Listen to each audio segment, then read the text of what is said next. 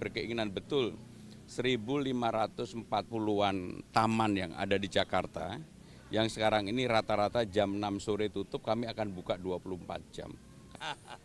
Yang pertama, debat kali ini adalah tentang tata kota dan iklim, perubahan iklim. Saya dan Bang Dul 2 hari ini secara khusus melatih baik pembagian waktu, cara, dan pokoknya kita berdua pasti kompak. Karena saya selalu sampaikan ke Bang Dul, Bang, dari awal kita berdua bersama-sama. Salah satu yang membuat saya maju dan fight adalah Bang Dul. Sehingga dengan demikian saya meyakini saya dan Bang Dul dalam debat terakhir ini, bismillah, mudah-mudahan semuanya baik dan lancar. Terkait tema debatnya sendiri Pak, tata kota, iklim, ada hal-hal khususkah yang ingin disampaikan? Ya, yang paling utama saya konsisten dengan apa yang paling prinsip yang saya yakini bersama dengan Bang Dul, kita mengerjakan sesuatu yang bermanfaat bagi warga Jakarta. Kami tidak akan menjanjikan sesuatu yang tidak mungkin, dan berulang kali kami menyampaikan bahwa hal-hal yang baik dari Mas Anies, Pak Ahok, kemudian para gubernur sebelumnya pasti kami lanjutkan. Karena bagaimanapun untuk tata kota ini nggak bisa bim salah bim diselesaikan. Jadi harus ada kontinuitas, keberlanjutan. Itulah yang menjadi pegangan kami, dan secara khusus untuk debat kali ini, saya dan Bang Dul kalau memang kami diberikan amanah, kami berkeinginan betul 1.540-an taman yang ada di Jakarta, yang sekarang ini rata-rata jam 6 sore tutup, kami akan buka 24 jam. Karena bagi saya pribadi dan Bang Dul, sebenarnya masyarakat itu akan menjadi lebih bahagia, punya tempat untuk healing dan sebagainya kalau ada taman yang bisa dimanfaatkan secara baik. Dan untuk PKL pun kita berikan kelonggaran, tetapi akan diatur secara tertib. Yang paling penting tertib, kemudian ada CCTV-nya, lighting-nya kita atur bagus, karena percuma dibuat taman bagus-bagus tidak dimanfaatkan di Jakarta. Jadi salah satunya itu. Mas Bram, kemarin kan sempat sama relawan Ahokers hari ini kumpul nih, mungkin ada tanggapannya sedikit? Ya, saya bersyukur salah satunya Bang Ges ini yang dari awal kebetulan rupanya saya juga baru tahu temannya Bang Dul main bola dari dulu. Tetapi memang apapun yang ditunggu-tunggu ini kan relawan, pertemuan antara relawan Ahok dan relawan anak Abah. Dan dua-duanya ini sangat loyal dan besar. Dan itulah saya bersyukur karena selama ini saya dianggap yang bisa merangkul semua orang, dan ini terbukti perseteruan yang begitu ini, dan akhirnya bisa sama-sama hadir. Saya secara khusus ke Bang G saya ucapkan terima kasih berkenan untuk datang ke rumah saya. Ini merupakan modal dasar utama untuk kita ke depan bersama-sama. Mas Pram, kemarin kan sempat bertemu Pak Anies ya, mungkin ada diskusi atau pesan-pesankah terkait isu-isu atau tema debat untuk malam ini dari Pak Anies? Jadi secara pandangan saya dengan Mas Anies nggak ada bedanya. Terutama untuk pemberdayaan warga kota, bagaimana keberpihakan kepada orang tidak mampu, orang miskin. Jadi kalau dilihat hampir semua sosialisasi atau kampanye saya selalu digorong-gorong di akar rumput. Saya nggak pernah yang terlalu menjanjikan sesuatu yang nggak mungkin lah. Misalnya tiba-tiba ada gym di samping halte, dan. Bagi saya yang paling penting adalah persoalan-persoalan real rakyat yang akan kami selesaikan, saya dan Bang Dul. Bang Dul silakan. Bang Dul. Ini kan kemarin Mas Pram minta diserang, ternyata serangannya banyaknya ke Bang Dul nih. Nah untuk debat kali ini Karena kira-kira mungkin dia tahu saya yang terkenal.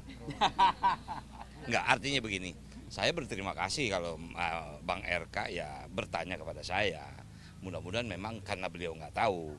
Cuman saya yang beliau tahu dan beliau salah, itu salahnya itu aja. Enggak, artinya begini, tadi bicara tentang tata kota kan. Jakarta ini kota tua, 497 usianya.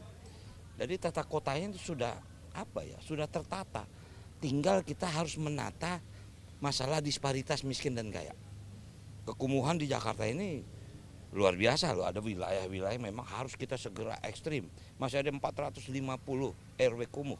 Nah itu harus segera kita benahi. Nah jadi artinya mudah-mudahan Jakarta ini harus berkontinuitas, berkesinambungan. Jadi nggak menjadi atu yang aneh gitu kan. Nah, jadi mudah-mudahan itu akan kita coba pahami kepada masyarakat Jakarta bahwa kita akan melanjutkan semua program dari semua gubernur, termasuk juga Bang Anies, karena juga kita juga baca visi misi Bang Anies, ternyata visi misinya sama. Nah, jadi insya Allah mudah-mudahan malam ini kita bisa jelaskan apa program yang bisa kita kerjakan untuk Jakarta. Bang, ini kan banjir juga jadi masalah tahunan. Nah, apakah sudah ada Ini di Jakarta ini cuma 3 dibagi ya. Yang pertama yang dibilang memang kiriman 13 sungai. Kemudian ada banjir genangan karena drainase di Jakarta ini saya awali kan Jakarta ini kota tua 497. Kalau kita tarik 100 tahun saja drainase di Jakarta enggak diganti. Berarti harus terjadi perubahan drainase.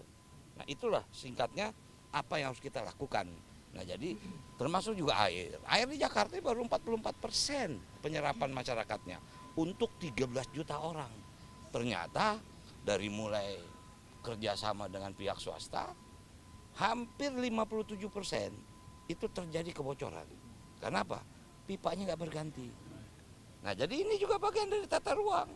Ini tata kota. Jadi tata kota itu bukan penempatan gedung, tapi dampak dari gedung itu apa. Itu yang saya pahami. Kalau ngomongin penataan kota ya, ini kan masih banyak warga yang tinggal di kolong jembatan.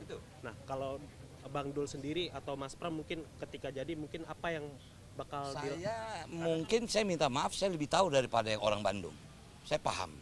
Cuman yang mesti Anda ketahui, semalam pun saya lihat di sebuah media televisi, dan saya tahu hampir rata-rata mereka bukan masyarakat Jakarta. Mereka tidak punya KTP di Jakarta. Itulah yang sulitnya Pemda Jakarta melakukan bantuan kah, eksekusi kah, memindahkan kah, karena nggak ada Ini nanti kalau kita ambil tindakan itu salah. Nah, ini makanya mungkin harus bikin aturan, mungkin setelah berapa tahun mereka boleh mungkin mengajukan diri menjadi warga DKI dengan mungkin KTP sementara atau gimana. Anda kebetulan juga ini kan Jakarta berganti. Dari ibu kota berganti dari daerah khusus nih. Apakah nanti ID card atau KTP akan berganti? Ini momen untuk. Artinya saya sangat tahu, saya sudah berkunjung, pun saya kampanye juga di salah satu tempat yang ternyata di bawah jalan tol itu menjadi tempat lapangan bola segala macam. Itu yang memang itulah Jakarta gitu. Oke? Oke. Ini kan Paslon 01 kerap mengatakan kebolehannya sebagai ahli tata kota dan juga mengenai arsitektur dan lain sebagainya. Kalau untuk debat malam ini optimisme gimana? Ya ginilah, Jakarta sekarang ini memang tidak semata-mata butuh ahli tata kota. Yang paling penting Jakarta jangan diselesaikan dengan imajinasi, tetapi dengan keputusan dan kerja keras dan mau menanggung risiko apapun untuk kebaikan warga Jakarta. Saya nggak mau berimajinasi, saya akan bekerja keras. Oke, makasih.